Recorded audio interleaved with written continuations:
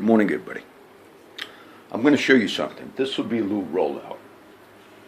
Look at the, see all that water? That's water all the way. Okay?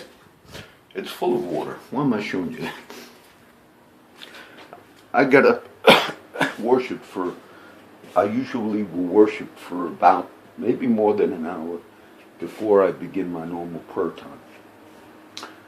But sometimes the tub gets stuck. Like in the morning I'll try to put it on and you want it fairly cool because it's so hot. I'll get to that in a second. So I fill it up and make the coffee. And then sometimes the drain gets stuck. And then of course you get in and the water will overflow. And of course it was too hot when I got in. Now I got that radio on, you know, loud, worshiping. I did it for just now. But it was so hot, I thought, man, I gotta turn the cold on. All the way on cold. And it kept overflowing and overflowing. But it was too hot. I figured I'd just clean it up. I didn't realize the water made it all the way into the living room. And then the radio, the volume just went down, like it's got a problem with it. Now this is on a story. So I get out to fix the volume. I realize it's wet, and I realize I'm trying to not stand in the water. This is all true. This is not planned by me. And so I'm thinking, oh, this is an electrocution possibility. Not intending for that to be. And then I listened, and I thought, but it's just it's somewhat of a complaining. And I'm thinking of all of the situations in society. Like, oh, get it right now. Okay, this happened, that happened. Sometimes it feels you have that sense of like it's a maze. And a lot of my friends share that with me. So today I had a teaching thing, but I'll probably have to be out, moving, and that's the other thing I want you to mention. I tried yesterday, I do about 3 or 4 hours of studying and work and prayer, and I still do all that.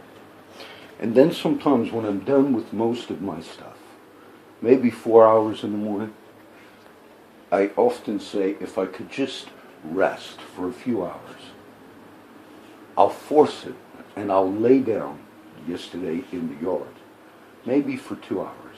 And it's nice out, but it's oppressively hot. And you think after 2 or 3 hours, now some people deal with that stuff for their entire lives, meaning you better be on the move, you better be on the go, that's how you're going to function. That's the only way I could function. And you say, well then do that, and I am. You say, well, and how long do you do that before you drop dead? And some people feel tired like that. Now I'll talk a little bit about the oppressive heat. It's November 16th, okay? And I just wanted you to see that one little, you know, it's a very small example of how many people live for various reasons. They say, okay, we have this obstacle, much worse than my little water example. Now the heat, it's early, and it's probably maybe 80 right now outside. Early in the morning, right? 6:30, November 16th. A few weeks ago, even the heat itself is oppressive when you, let me get some lights on.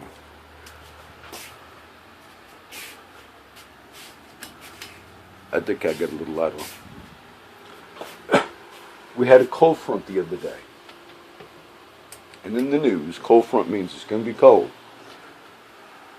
And in the news, they had the blankets handing out to the homeless and some of my friends. Oh, lights now. And, it might have been the day of the cold front. It might have been 85. And I didn't want to laugh. But even some of my friends said it was so hot. They were not looking for blankets. They can't sleep when they're living outside in the heat. Now there was a shootout on the news last night. I just caught the local news. Somebody, I forget the neighborhood last night, they shot about 40 rounds.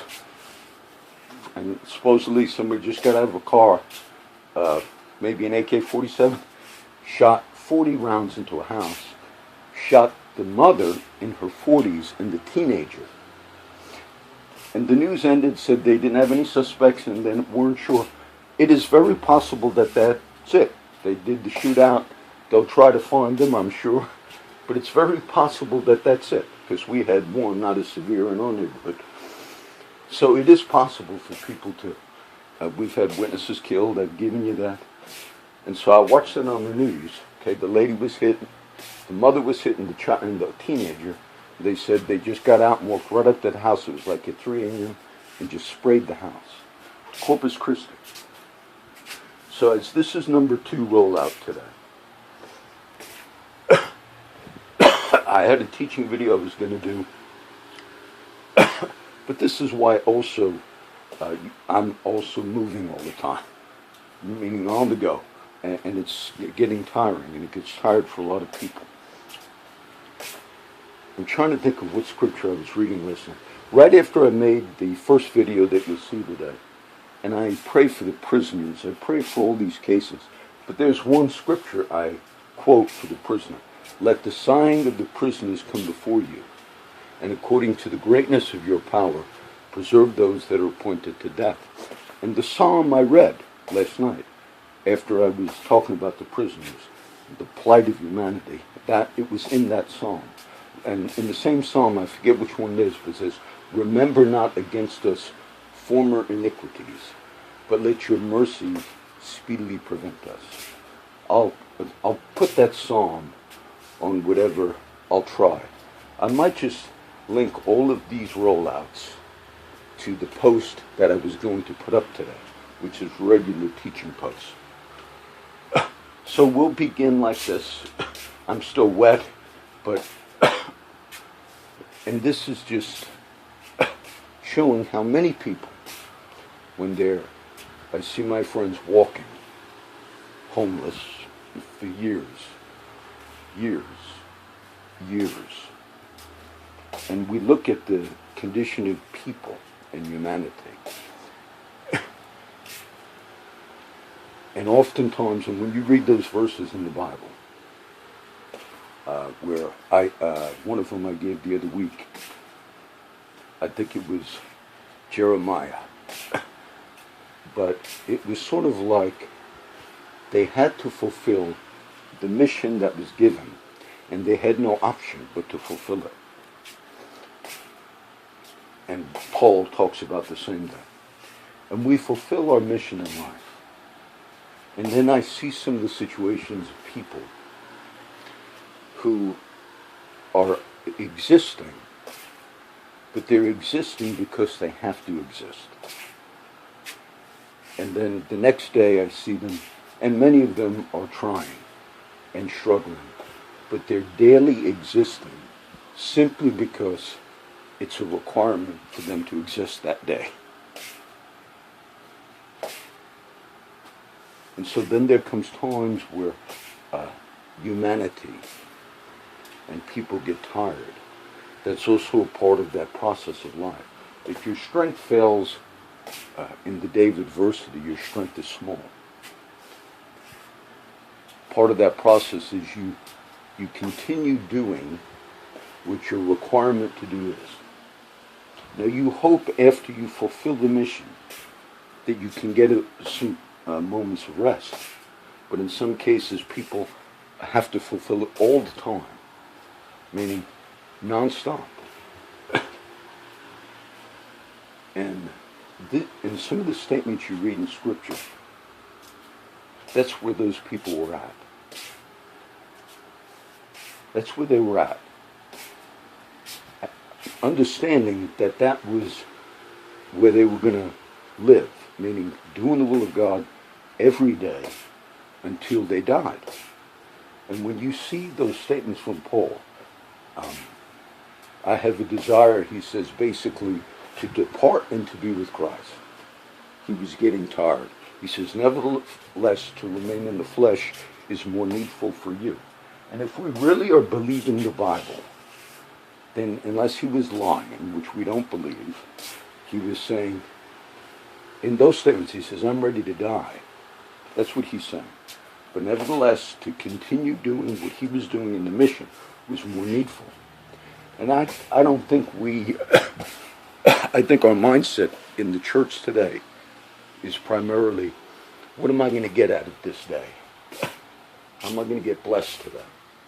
How am I going to enjoy whatever it is, the buffets or the food? Or, Scripture says we eat to fulfill the mission. You don't need to say, let's see how we can get the best cuisine and look forward to the eating of that cuisine. No, we eat whatever you put in there just so you could exist for another day. The life is more than meat and the body more than raiment. So this will be number 2. And I wanted you to see that little example. Because obviously I didn't plan that. I said, okay, well, it's just so oppressively hot. The water in the pipes, 80-something in November 15th. In other parts of the country, it's very cold. Turn the cold water on, it's very cold. It's unnaturally, oppressively hot. And oftentimes I make these trips up north, but it's tiring to do that. Okay? This is number 2 for today.